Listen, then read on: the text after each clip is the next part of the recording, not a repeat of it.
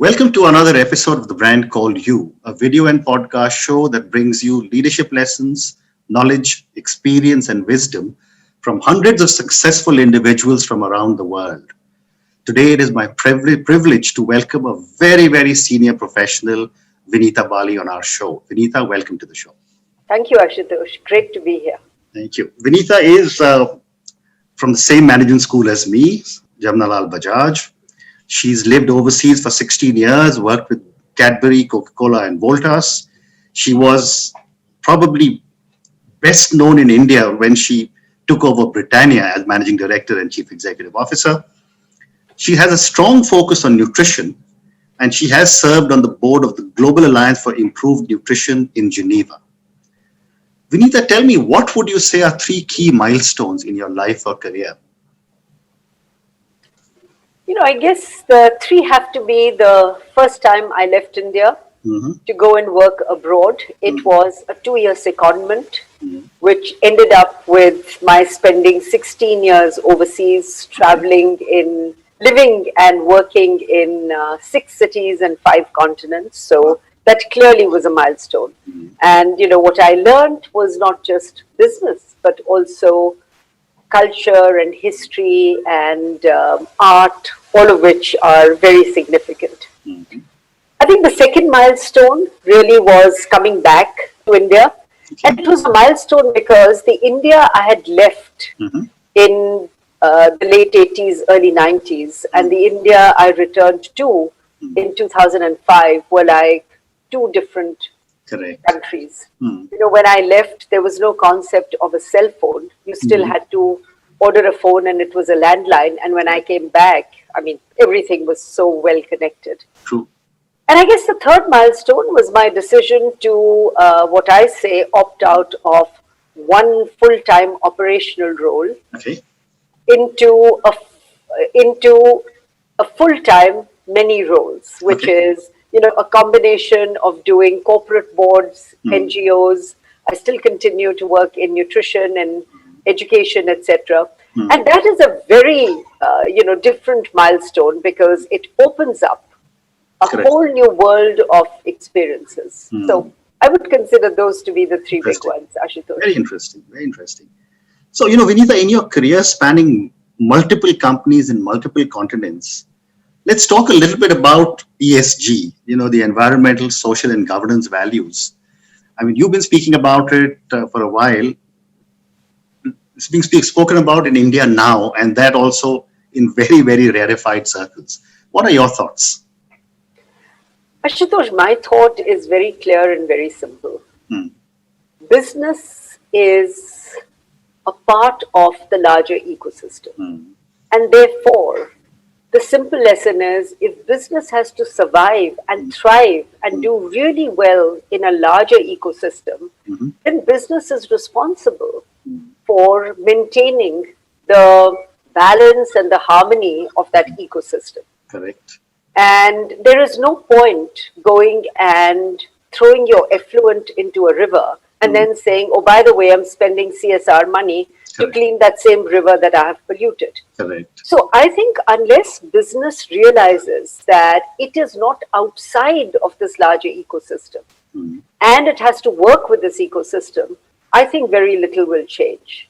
What is very interesting, Ashutosh, that I find is that, there's nothing like money which makes people behave differently. So what do I mean by that? When Larry Fink of BlackRock talks about ESG in his letter, which he did last year or the year before, when the large pension funds that invest over trillions of dollars in companies say, we are not going to invest in companies that are not keenly aware of the activities that their businesses are doing to protect this ecosystem, then companies begin to behave differently. Correct. But we're far away from that in India.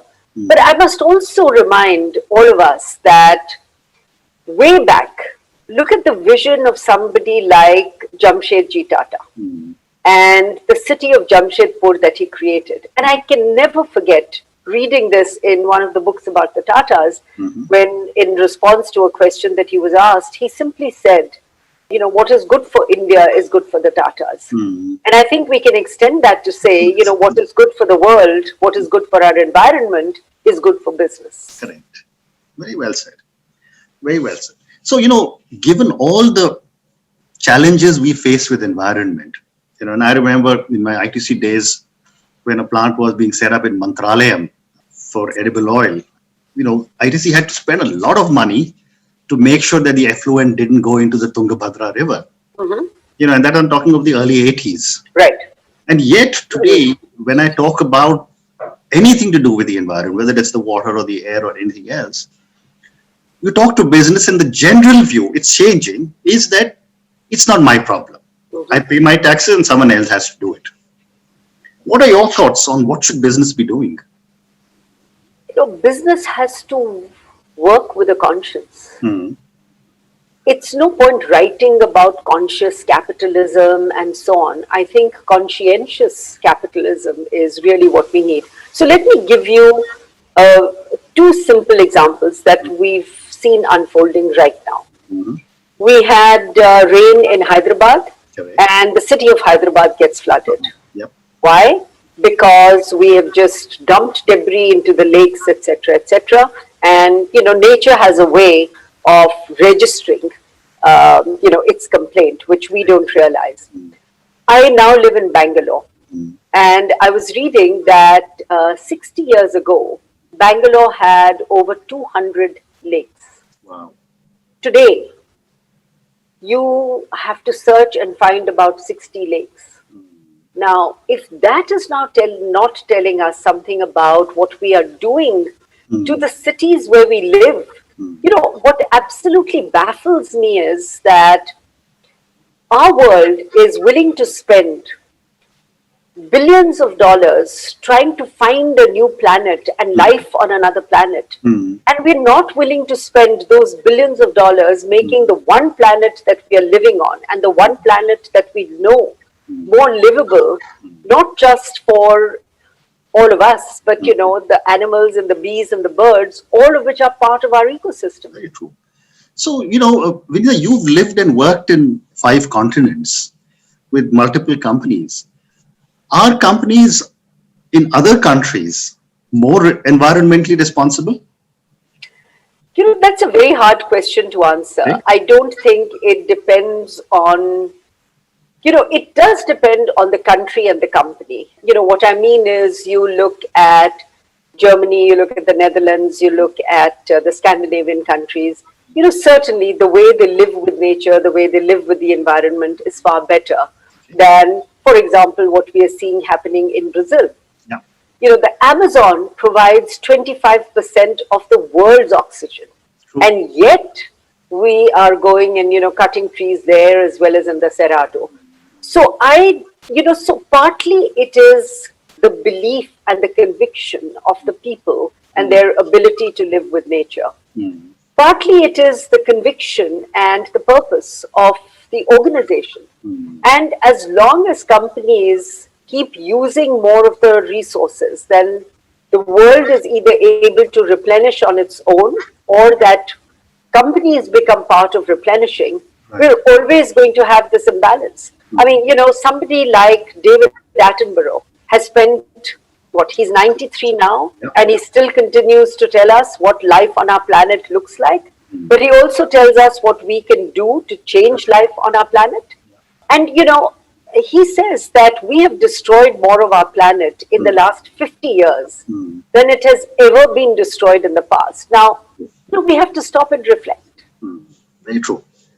So let's move to nutrition, the third pillar of your passion. Nutrition is something which has been a challenge in our country for a long time. And it's been a challenge all over the world. What needs to be done to address the nutrition challenges? Because for a long time, I've been hearing people, we have to do something about nutrition. So it's not that nothing has been done about nutrition. So let's talk about India and we can talk about the world as well. I mean, if I were to look at the world, out of 7.5 billion people, according to FAO last year, about over 800 million people sleep hungry every night. Forget about nutrition. They Yeah. sleep hungry every night. Out of that, about 200 million of those live in India. There are about 1 billion people who are obese and malnourished, and there are 1 billion who are not getting enough calories. So that's about roughly order of magnitude, 2.8 billion people out of 7.5 billion people. So take India. Yes, we have made progress in reducing things like stunting, etc. But we're a long way away from that. It is not that things have not been put in place. So let me give you 3 programs that the government put in place. But obviously, the way these programs were envisaged and the way they are running, there is a big gap, as there always is between concept and execution. Correct. So we've got wonderful programs. So there is the ICDS program, the Integrated Child Development Services, 1.4 Anganwadi centers, looking after the needs of children between the age of 0 to 6 years and pregnant and nursing mothers. Yeah. So, there are processes that children have to be weighed, there's food, there's take-home rations, etc. Then there is the midday meal program, which feeds 120 million children going to government schools a hot meal every day. Now, if these 2 programs were running the way they were meant to run, and there have been several audits, etc., done, which show quite clearly the big gap between concept, theory, and practice. We would not have, if these were running well, we would not be in the state in which we are. Right. The PDS system was designed to prevent people from feeling hungry. So, let's not talk about that. That's focused on cereals. It's not as though there aren't enough resources. I think 3 or 4 things have to happen. One, I think we have to recognize that nutrition is too big for the government to solve on its own, for the NGOs to solve on their own, for private sector to solve on its own. So there has to be the mother of all collaborations, which of course doesn't happen. The second is, it's not just access to food or nutritious food. It is also access to potable water. It's access to hygiene and sanitation. It's access to primary health care. Because you can give me all the nutritious food, but if the water I'm drinking is contaminated, then nothing is going to happen. So it is a multi-sectoral intervention, and especially in India, it also has cultural roots. How we think about gender. An infant girl is treated very differently from an infant boy. The mother of the infant girl is treated very differently from the mother of an infant boy. So this intergenerational cycle, due to cultural factors, partly due to poverty, partly due to lack of awareness, and partly due to programs not working, has just perpetuated a situation in India where we are low on nourishment and nutrition, which has not just a human impact, but also an economic impact. The World Bank estimates that India loses 1 to 2% of its GDP on account of low productivity, where the underlying reason is poor nutrition. So it's a big one. So, I want to just continue talking about nutrition. You chaired the Global Alliance for Improved Nutrition. What are some of the objectives of this alliance?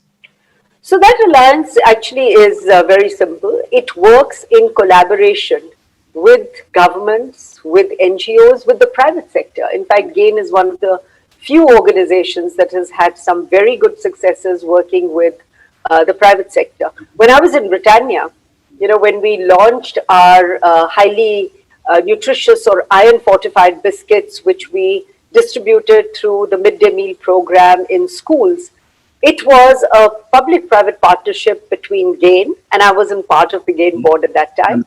It was GAIN, it was the NGO run by Dr. Reddy's, the Nandi Foundation that supplied midday meals to children in school, and it was Britannia. And our study partner was the All India Institute of Medical Sciences, and we did RCTs. It was a very well addressed initiative, which still continues, which many companies are continuing. So GAIN works in about 30 countries. So for example, in Nigeria, GAIN was involved in a project when I was there on how to reduce the post-harvest loss of tomatoes, because Nigeria is a country that produces a lot of tomatoes, and yet its population is deficient in vitamin C, and tomatoes are a wonderful source of vitamin C. So a lot of work done in countries of Africa, Latin America, Thailand, Indonesia, India, etc. In India, again, has worked with several state governments on creating the supply chain for fortifying edible oil with vitamins A and D. So CII, GAIN, and the state governments have had a partnership in that. And I must say, states like Rajasthan and Madhya Pradesh have actually mandated edible oil fortification. Wonderful. So let me move to another section of our conversation, and this is really about Vinita Bali, the professional manager. We've been talking about everything else that you're passionate about, and that's FMCG. I mean, that's a segment you spent your whole life in, building amazing amount of number of brands, sustaining them, looking after them, nurturing them. My first question to you is that what goes into building a successful brand? Great question. Very simple, but I was very fortunate to work on iconic brands like Coke, Cadbury's, Britannia in India. And Ashutosh, one of the things I found was that iconic brands are iconic because they do two or three things really well. One is they have their ear to the ground in terms of deep consumer insights. It's not just how consumers are consuming their brands, but it's about how consumers are living their lives and the relevance of the brand in the life of the consumer. So it's not how the consumer fits into my brand, but how my brand fits into the life of the consumer. And all of these brands are over 100 years old. What they also do is they keep themselves contemporary. They keep themselves contemporary through association, through relevance, through the right kind of differentiation that makes the brand attractive. Again, the other beauty of all these three brands is that it's not as though it's a teenage brand and my grandmother can't consume it. These are brands that have universal usage, universal acceptance, and it takes a lot to keep that relevance and that differentiation going, using everything that is available. If digital is the way people are consuming information, then you have to have a digital presence, but a relevant digital presence, and a digital presence that actually brings out the core essence of the brand. Very nice. So I wish I had a lot of time to keep talking to you, but I've got to keep looking at the clock also.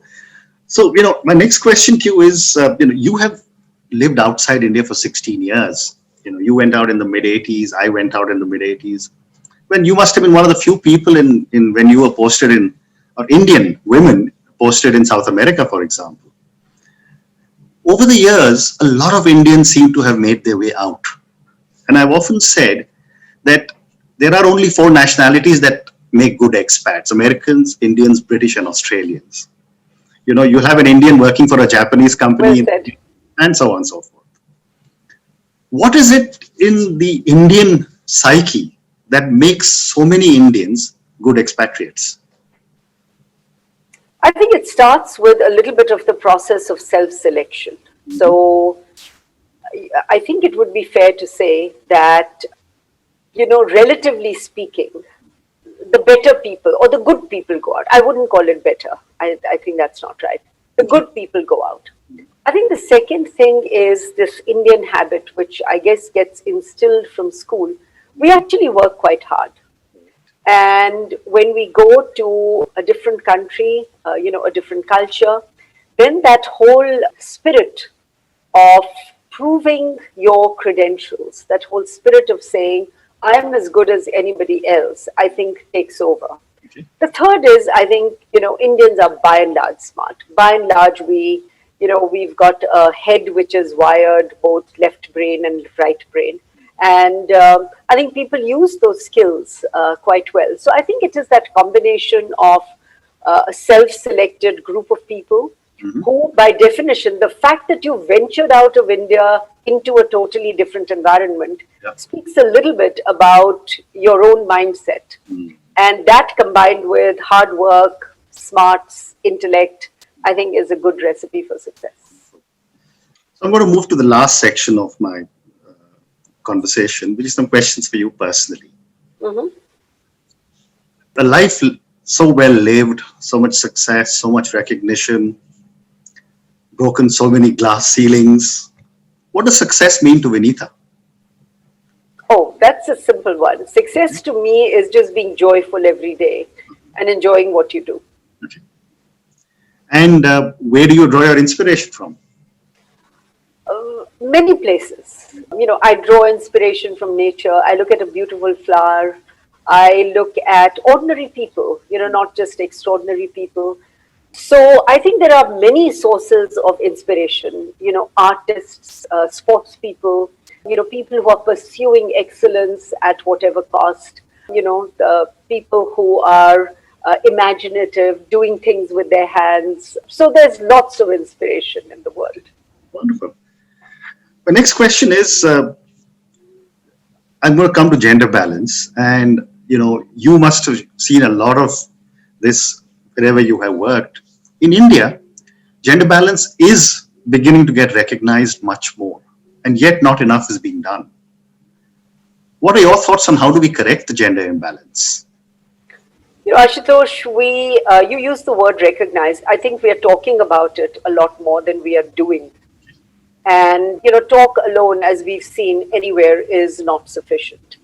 I think we have to see action. And that action has to come from what I call, Renaissance men who are in positions of power and who are making most of the decisions. People like me who have been fortunate enough to be at the table and what we can influence. So I think at the end of the day, this is going to change in organizations through what I just call Renaissance men and women. And more importantly, in our culture and in our ecosystem, I keep saying if only we had more dangal dads, dads who put their foot down and say, daughter or son, there is no difference. And I am going to make sure that my daughter has all the opportunities. A lot of time, women are stopped, not by somebody extraneous to them, but by their own family. So I think gender imbalance is not something that we have to correct in the workplace. Gender imbalance is something we have to correct starting with our own mindsets and with our own thinking and with the way we treat everybody in our families, let alone in our organizations. Terrific. So I have time for two more questions for you. Okay. My next question is that if you, Vinita, were a role model to millions of children who closely followed you and your life choices, what is the one thing you would change in yourself?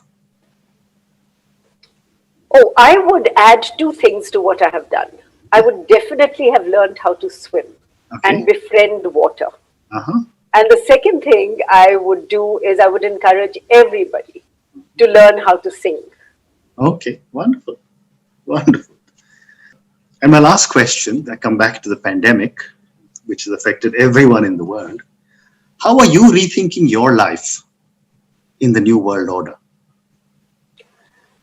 Ashutosh, I'm one of those people who very much goes with the flow. So am I sitting and rethinking my life? The answer is no. But what I'm very clear is that, whatever the world has to offer and whatever role I can play to make this world better, for certainly those people I can impact or I have the potential of impacting, I would like to spend my time doing that. Am I doing a big rethink of, going into the mountains and spending the rest of my life there? No. I'm one of those who believes I have to be where I am. I have to do the best I can do and, adapt and go with the flow. Vinita, thank you so much. It's been such a pleasure speaking to you, and I wish you lots of success. Thank you, Ashutosh. Same here. It's been wonderful. All the best.